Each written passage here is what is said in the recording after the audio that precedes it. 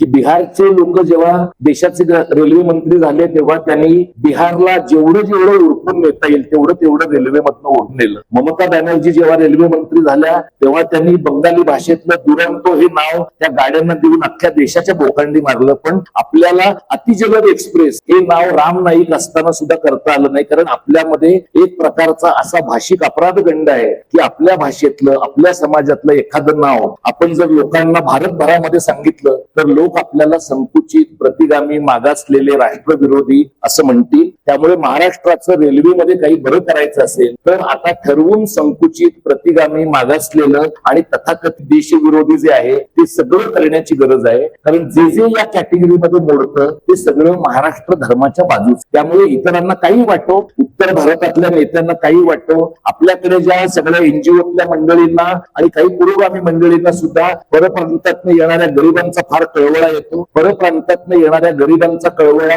महाराष्ट्रातल्या गरिबांच्या नंतरच आला पाहिजे अशी आमची भूमिका. महाराष्ट्रातल्या गरिबांचे सगळे प्रश्न सुटले की मग देशातल्या कामगारांचा, जगातल्या कामगारांचा विचार करायला सवड काढू. आधी महाराष्ट्रातल्याच कामगारांचा विचार केला पाहिजे. मराठवाड्यातनं, खानदेशातनं, विदर्भातनं, कोकणातनं, पश्चिम महाराष्ट्र येणाऱ्या लोकांचा विचार केला पाहिजे. कारण त्यासाठीच हे महाराष्ट्र राज्य आपण मिळवलेलं आहे आणि त्या दृष्टीनं काही एक भूमिका आम्ही मांडतो. काँग्रेसची भूमिका जगतापाने मांडली आणि तुमच्या पक्षात आणि आता जे सत्तेत आहेत एक मोठा काळ असा होता की काँग्रेस सत्तेतनं कधी बाहेर जाईल की नाही असा लोकांना प्रश्न होता. पण आता प्रश्न आहे की काँग्रेस पुन्हा कधी सत्तेत येईल की नाही. आता भाजपची तीच परिस्थिती आहे की यांच्या सत्तेचा सूर्य कधी मावळेल की नाही असं त्यांना वाटतंय. पण सगळ्यांच्या सत्तेचा सूर्य मावळतो, उत्मात करणाऱ्यांचा लवकर मावळतो. आमच्या गावाकडे असा एक शब्द आहे की बंजून खाणाऱ्याचं जास्त काळ टिकतं. जे बंजून खाल्लं काँग्रेसवाल्यांनी म्हणून 50 वर्ष त्यांना राज्य करता आलं. उत्मात करणाऱ्यांचं 29 किंवा 34 मध्ये सुद्धा बाजार उठण्याची शक्यता आहे. तर त्याच्याबद्दल आपण फार विचार नको करूया. पण त्या सगळ्या प्रक्रियेमध्ये जर महाराष्ट्राच्या रेल्वे आणि इतर प्रश्नांचा आधार घेण्याने एक प्रकारचा रेझिस्टन्स आपल्याला निर्माण करता येत असेल तर तो आपण केला पाहिजे. एक सातत्यानं जो आपल्याकडे विचार होतो म्हणजे हे मला पहिल्यांदा कळलं वैभवकडे की रेल्वेचे लोक इन्फ्लुएन्सर्सवर पैसे खर्च करतात. मला वाटत होतं की आपण त्यासाठी फक्त रेल्वे मंत्रीच नेमलेला आहे, म्हणजे त्यानेच रील बनवावेत आणि त्याच्या पगारात त्याने रील काढावेत अशी आपली तरतूद आहे. पण रेल्वेकडे एवढा जास्त वाह्यात पैसा आहे की ते इन्फ्लुएन्सर लोकांना देतात. तर इथं जे आपल्याकडे इन्फ्लुएन्सर्स आहेत, प्रथमेश पाटील सारखे, वैभव छाया सारखे, यांनी तुमचं टेम्परामेंट नाहीये, नाही तर तुम्ही वाहत्या गंगेत हात धुवून घेतले असते. वाहत्या गंगेत हात धुवून घेणारे सगळे लोक केंद्राच्या उजव्या बाजूला आहेत. त्यामुळे तुम्हाला काही त्याचा फायदा व्हायचा नाही. तुम्हाला आता कष्ट करून जे घडत नाहीये रेल्वेत तेच दाखवणं सध्या तरी भाग आहे. मला एक जॉर्ज फर्नांडिसच्या काळातल्या आंदोलनाच्या बद्दलचं वाचलेलं आठवतं. ज्येष्ठ मंडळींनी ते पाहिलेलं आहे. कधीतरी जॉर्जने ही रेल्वे भारतातली बंद पाडली आणि रस्त्यावर उतरून रेल्वे बंद पाडली तर इंदिरा गांधींसारख्या ऑटोक्रॅटिक बाईंनी त्याच्याकडे काय पद्धतीने पाहिलं आणि जॉर्जला त्यावेळेला पोलिसांनी काय प्रकारची मारहाण केली हे सगळं आपल्यातल्या अनेकांच्या पाहण्यात असेल, अनेकांच्या वाचनामध्ये असेल. आज साधा व्हॉट्सअपला एखादा सरकार विरोधी मेसेज लिहिण्याची अनेक लोकांची हिंमत नाहीये. अशा वेळेला पुणे स्टेशनात, मुंबई स्टेशनात रेल्वेच्या विरोधी आंदोलन करण्यासाठी जी धमक लागते ती मराठी माणूस कशी आणणार असा मला प्रश्न पडतो. पण असं जर आणलं नाही म्हणजे शिवसेना पक्षाने रेल्वेच्या लोकांना निवेदन दिलंय की जर तुम्ही अमुक दिवसात दादर रत्नागिरी सुरू केली नाही तर आम्ही युपी बिहारला जाणाऱ्या गाड्या बंद पाडू. ती मुदत उलटून आता 1 महिना झालेला आहे. जर शिवसेनेनं पत्र द्यायची असतील तर मग बाकीच्या पक्षांनी काय करणं अपेक्षित आहे. म्हणजे ज्यांची ट्रॅजेक्टरीज पत्र देण्याची नाहीये, ज्यांची ट्रॅजेक्टरी समोरच्याच्या जाऊन कानफटात देतो असं म्हणण्याची किंवा देण्याची आहे, ते चांगलं आहे का वाईट आहे याच्या स्वतंत्र चर्चा तुम्ही वेगवेगळ्या कट्ट्यांवर करत राहू शकता. सार्वजनिक जीवनात काही वेळेला निशंक अहिंसेच्या पलीकडे पण तुम्हाला पाहावं लागतं असं मला कार्यकर्ता म्हणून वाटतं. त्यामुळे काही लोकांना मी बाटलोय असंही वाटण्याची शक्यता, पण त्याची काही मला फार काळजी नाहीये. एक चांगला मुद्दा वैभवने जो सांगितला ना, रेल्वे प्रशासनातले त्या लोकांचं ट्रॅव्हल्स वाल्यांशी असलेलं साटल होतं आणि त्याच्यामुळे ट्रॅव्हल्स कशा चालतील याच्याबद्दलचं काही एक म्हणणं, तर हे मला फारच इंटरेस्टिंग वाटलं, हे मला एसटीचं माहिती आहे. म्हणजे एसटीचं, मी विट्याचं आहे, तर विट्यातनं मुंबईला येणाऱ्या एसटीच्या सगळ्या गाड्या बंद पडलेल्या आहेत. पण विटा एसटी स्टँडच्या बाहेरून 8 ते 10 ट्रॅव्हल्स मुंबईला रोज येतात. म्हणजे आतमध्ये प्रवासी यायला नको म्हणतोय, पण स्टँडच्या बाहेर मात्र जास्त पैसे देऊन जायला हो म्हणतोय. इतकं साठं लोक एसटीच्या डेपोतल्या मंडळींचं आहे. आणि हेही आपण लक्षात घ्यायला पाहिजे की यातले काही लोक युनियन मध्ये काँग्रेसचे असतील, युनियन मध्ये भाजपचे असतील, युनियन मध्ये डाव्यांचे असतील, पण ते मांडलिक सगळे भांडवलदारांचे आहे आणि ते दलाल आहेत. म्हणजे सरकारी कामकाज करणाऱ्या रेल्वेवाल्यांमध्ये, एसटी वाल्यांमध्ये हे जे दलाल आहेत ते जर उत्तर भारतीय असतील तर त्यांना जसं उघडं पाडलं पाहिजे, तसे ते जर मराठी असतील तर त्यांच्याही बाबतीमध्ये दयामायाने दाखवता त्यांना उघडं पाडलं पाहिजे असं मला वाटतं. हे सगळं आम्ही गेल्या काही दिवसांमध्ये जे केलं, ही परिषद इथपर्यंत आणण्याचा प्रयत्न केला. मला तुमच्या समोर 1-2 मुद्दे जे सांगायचे ते असे आहेत की आपण अंतिमतः महाराष्ट्राच्या रेल्वेबद्दल का बोलतो आहोत, तर महाराष्ट्राची रेल्वे, महाराष्ट्रातनं हिंडणारी रेल्वे, फिरणारी रेल्वे ही भारतीय रेल्वे नसून उत्तर भारतीय रेल्वे आहे. तिथला टीसी उत्तर भारतीय आहे, तिथली केटरिंग सर्व्हिस उत्तर भारतीय आहे, स्टेशनवरचे स्टॉल उत्तर भारतीय आहे, तिथं बेडिंग टाकणारे सगळे लोक उत्तर भारतीय आहेत. एवढंच नाही तर मी हे अनेकदा सांगितलं की महालक्ष्मी जी पुढे तिरुपतीला जाते ती गाडी 500 किलोमीटर महाराष्ट्रातनं प्रवास करते, पण तिच्या टॉयलेटमध्ये सूचना सुद्धा मराठीमध्ये दिलेली नाहीये. मराठीत सूचना दिली तर माणसांना टॉयलेटला होणारच नाही का? काय प्रॉब्लेम आहे? म्हणजे एवढा बेसिक प्रॉब्लेम, एवढा बेसिक दुस्वास तुमच्या भाषेचा आहे. आणि ही जी महालक्ष्मी गाडी आहे, या गाडीमधनं महाराष्ट्राच्या पॉलिटिकल क्लास मधले, पश्चिम महाराष्ट्रातले 80% लोक प्रवास करतात. मग हे काय झोपत प्रवास करतात का? त्यांना टॉयलेटला लागतच नाही का? मग त्या टॉयलेटमध्ये गेल्यावर आपल्या राज्याची भाषा टॉयलेटमध्ये दिसत नाही, याची यांना लाज वाटत नाही का?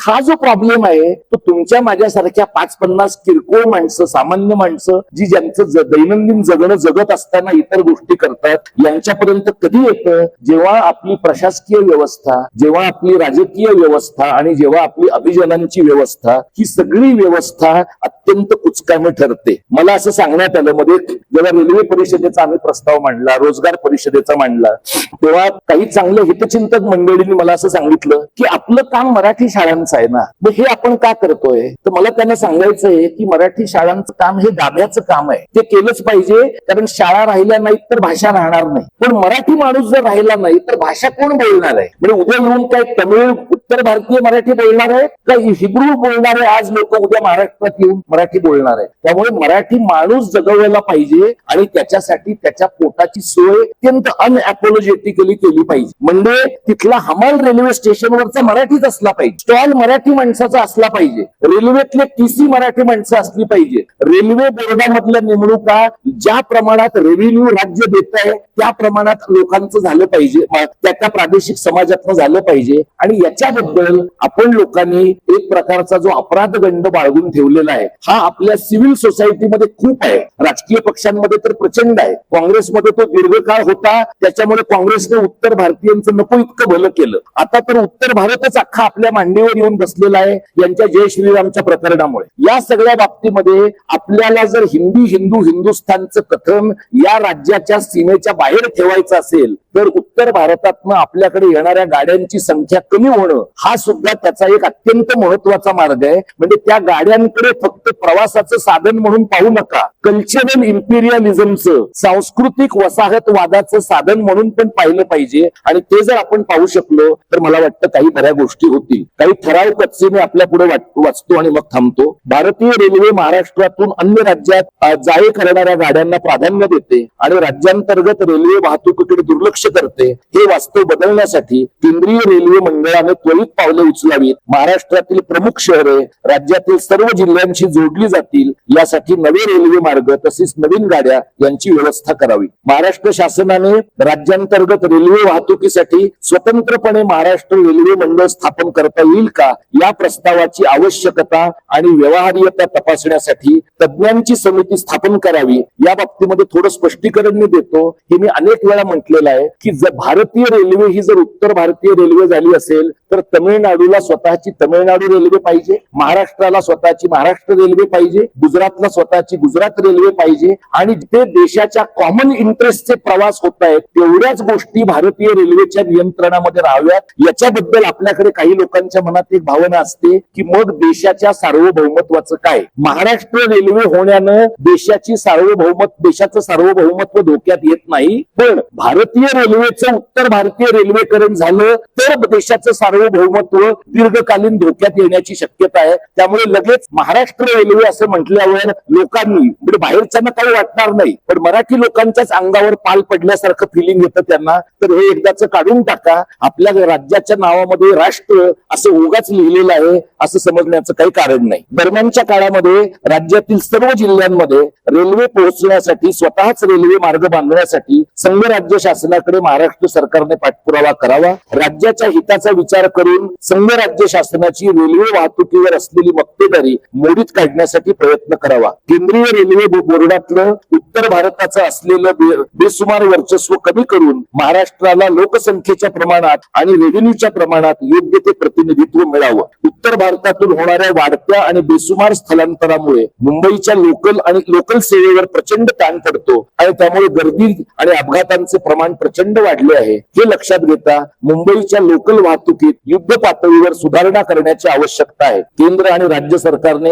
या बाबतीत एक विशेष कृती गट नेमून या समस्येतून मार्ग काढावा. भारतीय रेल्वेच्या नोकरी भरतीत तसेच वेगवेगळ्या स्टॉल धारकांमध्ये आणि सेवा पुरवठादारांना महाराष्ट्राला योग्य तो वाटा मिळत नाही. त्यामुळे रेल्वेच्या एकूण कर्मचारी वर्गात आणि लाभधारकांमध्ये मराठी माणसाचे स्थान नगण्य असल्याचे आढळते. महाराष्ट्रात असली तरी ही उत्तर भारतीय रेल्वे असल्याचे जाणवते. म्हणून महाराष्ट्रातील सर्व पक्षांच्या लोकप्रतिनिधींनी यामागील कारणांचा शोध घेऊन जास्तीत जास्त मराठी तरुण तरुणींना रेल्वे सेवेत संधी मिळवून द्यावी. तसेच रेल्वे भरती परीक्षांमध्ये मराठी भाषेचा वापर अनिवार्यपणे होईल यासाठी पाठपुरावा करावा. 6वा ठराव आहे रेल्वेच्या प्रशासकीय व्यवहारात रेल्वेकडून दक्षिणेकडील राज्यात त्रिभाषा सूत्राचा जितका काटेकोरपणे वापर होतो तितका महाराष्ट्रात होत नाही. हिंदी आणि मराठी भाषांमधील लिपी साधण्यामुळे अनेकदा मराठीला डावलून केवळ इंग्रजी आणि हिंदी या दोनच भाषा वापरल्या जातात. महाराष्ट्र शासनाने याची गांभीर्याने दखल घेऊन रेल्वेला जिथे दोनच भाषा वापरायच्या असतील तिथे मराठी आणि इंग्रजी या दोनच भाषा वापराव्यात अशा प्रकारचा ठाम आग्रह धरावा.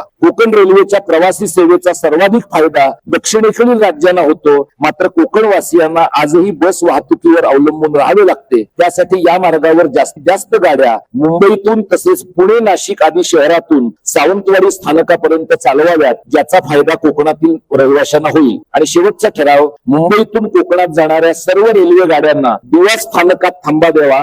याचा अर्थ त्या गाड्या मुंबईतूनच सोडाव्यात, दिव्यामधून सोडू नयेत. दिवा हा फक्त त्यातला एक थांबा असावा. हे कच्चे ठराव आहेत ज्याचा समावेश ज्या वेळेला पुस्तिका मराठी अभ्यास केंद्राच्या वतीने होईल त्यामध्ये या ठरावांचा विचार होईल. त्यामध्ये लोकांनी विचारलेल्या प्रश्नांचा उल्लेख होईल. आपण सगळे लोक या परिषदेसाठी आलात, या चर्चेसाठी, आणि हे रीतसर आभार प्रदर्शन माझे सहकारी करतील. मला फक्त एवढंच वाटतं की एक 60-70 माणसं आपण खूप कमी नोटीसवर खूप कमी सूचना लोकांना देऊन गोळा करू शकलो. मला वाटतं अक्षय मुंबईत पण एक 100च्या आसपास 150च्या आसपास माणसं जमली होती. आता झालेलं असं आहे की ज्या गोष्टींचा मराठी माणसांना त्रास होतो आहे असं आमच्यासारख्या सक्रिय मराठी माणसांना वाटतं आहे, तो त्रास आधी मराठी माणसांना समजावून सांगावा लागतो की तुम्हाला ह्याचा त्रास होतो आहे. ते त्यांना समजावून सांगितलं आणि मग त्यांचा मनोव्यापार बदलला. कारण त्यांना असं वाटू शकतं की आपण हिंदू आहोत, मग उत्तर भारतीयांच्या गर्दीत चेपून मेलो तर काय प्रॉब्लेम आहे, आपल्याला मोक्षाला जाण्याची संधी मिळण्याची शक्यता आहे. तर तशी मिळणार नाही. कदाचित तुम्ही कळवा आणि मुंबईच्या मध्येच मरण्याची शक्यता आहे.